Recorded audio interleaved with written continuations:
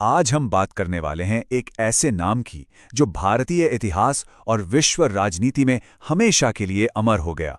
विजय लक्ष्मी पंडित, एक ऐसी शख्सियत जिन्होंने ना जाने कितनी बाधाओं को तोड़ा और कितने ही नए रास्ते बनाए।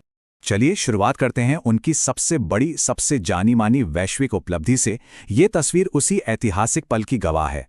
वो संयुक्त राष्ट्र महासभा की पहली महिला अध्यक्ष बनी। सोचिए, एक ऐसा पद जिस पर उनसे पहले किसी भी महिला ने अपनी जगह नहीं बनाई थी। लेकिन इस बड़ी उपलब्धि के पीछे की कहानी क्या है? आखिर कौन थी विजय लक्ष्मी पंडित?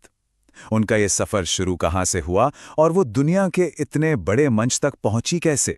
आइए उनकी कहानी को जरा और करीब से जानते हैं।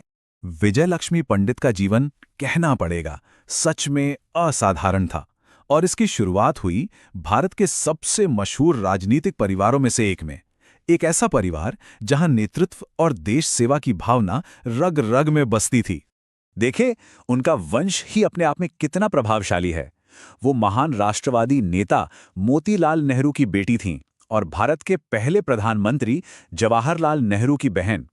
18 अगस्त 1900 को जन्मी। उनका बचपन का नाम था स्वरूप कुमारी नेहरू। तो जाहिर है, राजनीति और स्वतंत्रता संग्राम तो उन्हें विरासत में ही मिले थे। और इसी विरासत ने, इसी माहौल ने उनके जीवन का रास्ता तय कर दिया। उनकी राह भारत के स्वतंत्रता आंदोलन की आग में तप कर तैयार हुई थी। वो सिर्फ एक दर्शक नहीं थी, बल्कि उस बड़े संघर्ष की एक बहुत ही सक्रिय भागीदार थी। चलिए देखते हैं कि ये कहानी आगे कैसे बढ़ती है। 1921 में उनकी शादी रंजीत सीताराम पंडित से हुई, जो खुद भी एक कांग्रेस कार्यकर्ता थे। और बस अपनी पारिवारिक परंपरा को आगे बढ़ाते हुए वो फौरन ही भारतीय राष्ट्रीय आंदोलन में पूरी तरह से सक्रिय हो गईं।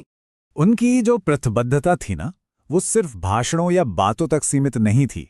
ये जो नंबर स्क्रीन पर है 3, ये उनकी निडरता और उनके त्याग का प्रतीक है।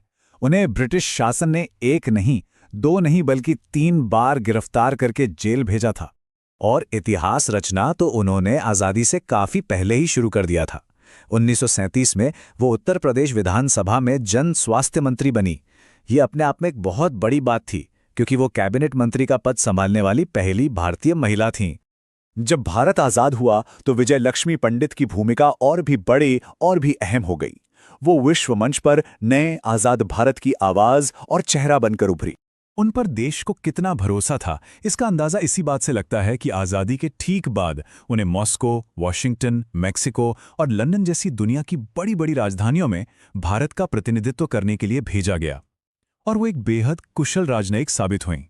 लेकिन उनके राजनयिक करियर का शिखर, उसका सबसे ऊंचा मुकाम अभी आना बाकी था। एक ऐसा पद, एक ऐसी उपलब्धि जिसने उन्हें हमेशा के लिए दुनिया के इतिहास में दर्ज कर दिया। और वो उपलब्धि थी ये, 1953 में उन्हें संयुक्त राष्ट्र महासभा का अध्यक्ष चुना गया। वो न केवल पहली भारतीय थीं, बल्कि इस पद को संभालने वाली दुनिया की पहली महिला थीं। ये वाकई में वैश्विक राजनीति में महिलाओं के लिए एक जबरदस्त और यादगार जीत थी।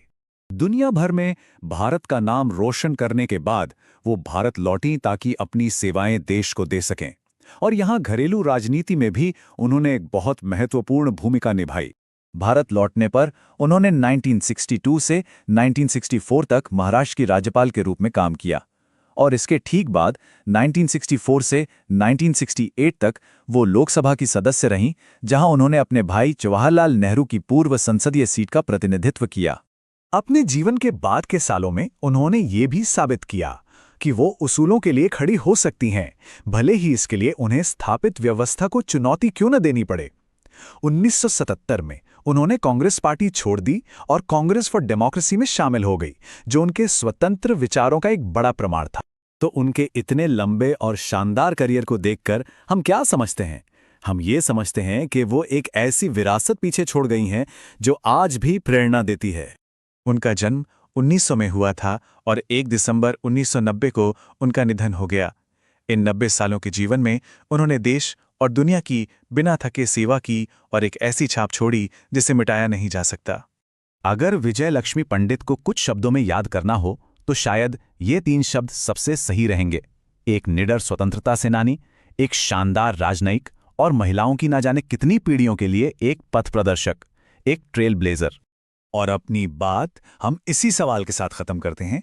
एक ऐसे दौर में जहां नेतृत्व और कूटनीति पहले से कई ज्यादा जरूरी हो गए हैं, विजय लक्ष्मी पंडित की विरासत का आज क्या महत्व है? ये एक ऐसा सवाल है जिस पर हम सभी को सोचना